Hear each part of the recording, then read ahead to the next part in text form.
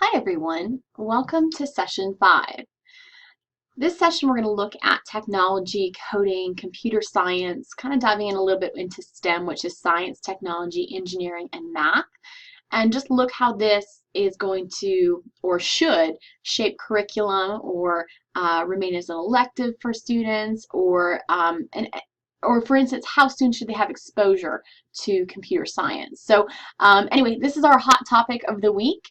Of course, here's our checklist to start off with, and of course the prompt is here. Once you do that, review the assigned material, write your post, and then respond to your post as well. In addition, there is another project this session, which is your Hot Topics in Education project. So I've also added that, and we will go over that as well. So let's get started. There's the objectives for you, and always remember, refer to the course plan. That keeps you on track of where we are going, what is due. But this week's session, essentially you need to have that response done, of course the discussion boards, and then the hot topics is the other assignment for the session.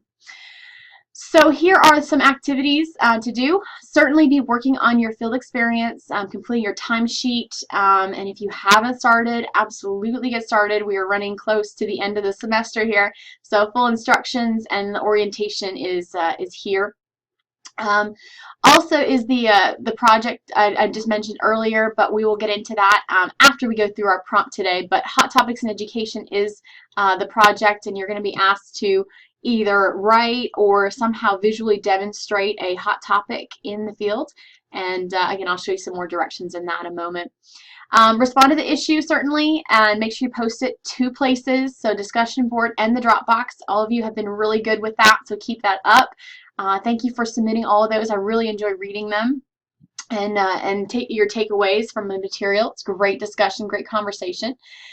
Make sure you read 2 peer responses, and then again, here are some comments you can add in there. Please don't write just, good job or I like that. Like, give a little bit more detail, because you will be evaluated on your responses, and to address the person by name as well, to try and keep it personal, not just talking to a computer screen essentially. So here's the material with regards to computer science and education. Lots of great stuff for you. Here's a pictograph, basically kind of showing where the jobs are for STEM. You can see a big chunk is computing and mathematics. So we are at a deficit for this area. We don't have enough people in this area to fulfill. So that's why it's one of a big curriculum push in schools right now to try and get more people in the field. So here's just, again, some more information. There's a great video here talking about how coding actually works. If you're new to this field, I was just a few semesters ago, but explains how Scratch works. Really kind of fascinating. Bottom line is, if students like to play video games, then they basically have their exposure to Scratch, and as a way to make animations and things like that. Really interesting, but certainly watch the video. It's an eye-opener. And then, what does the computer science education look like in the state of Georgia? So here's just some more information about our local and community. So lots of good stuff to read. Your prompt for this session is, how should we teach computer science in Georgia schools? I mean, should it just be something standard like reading, writing, math, or should it be just an elective? Given how important it is it something that people are supposed to know or be able to use? And then if you do agree with that, again, it's totally up to you, but when should that begin? Elementary, middle, high school? What do you think? And certainly respond with at least 3 resources from above or from other research you have found on the internet, which is fine. Just make sure you document those. I am looking for those citations, or at least the references at the end of your response post. This is actually taking you to this is the enrichment and just some information about coding, so you can read that if you would like to. Certainly not required. But let's go into the Hot Topics in Education project. So this is due this week, or this session, I should say. Certainly talking about an educational issue. Now that could be various different issues, and I have actually a column or down here at the bottom a list of educational issues, that's a great starting point. But if there's something that you're seeing in the headlines and things like that with related to school, certainly bring it to my attention. Email me just to make sure it's suitable and that there's enough to write about or dissect about, certainly. What you're going to do is research the topic that you choose, and you can either write, for those that like to write, or using a text enhanced a presentation artifact. So you can do like SlideShare, it's kind of like PowerPoint, a Prezi, a VoiceThread, a Glog, or other Web 2.0 presentation tool. You can use PowerPoint if you'd like, but I would like you, if you're doing this, to stretch your legs and try something a little different than PowerPoint, trying to, get you out there and learning new things. But certainly an essay or text enhance. And make sure you address the questions as best you can, which are here. So analyzing the issue, what is the issue, sub-issues, what are the repercussions if we don't address it, what are the repercussions if we do address it. So lots of things there for you to look at.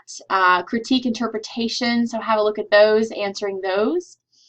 And then here are the guidelines, essentially. So if you're writing an essay, make sure it's 300 to 400 words with additional 300 to 400 words for critique and interpretation. So you're looking at a max of about 800 words, at least minimum about 600. So I think that's a good starting point for you to really dive into an issue and be well versed in it. Also, make sure you have 5 resources for the hot topic you have picked. So make sure you do that. Newspapers, online, videos, the list is long. So make sure you do kind of dive in and look for some things. And if you're doing a presentation artifact, please make sure you address it, of course, in slides or text or things like that. But at least you have to have the 5 questions numbered above here. So make sure you answer these 2 in addition to these 3, right? For the analysis as well as the critique and interpretation. And you answer thoroughly in bullets or prose. It's totally up to you. But 200 words for analysis, 200 words for critique. So it is slightly less. But I'm also expecting, the visual and the connections with other different types of resources and technology. So that's where that comes in. Be sure it has a title, and again, it has the right amount of words, or outside sources, of course. Use MLA or APA. It's up to you, depending on what your field is, essentially. But make sure you do cite those sources, which is important. So also check out in the Dropbox is the rubric. So if you're interested in what I'm evaluating you on, that's always a good starting point to make sure, and almost like a checklist.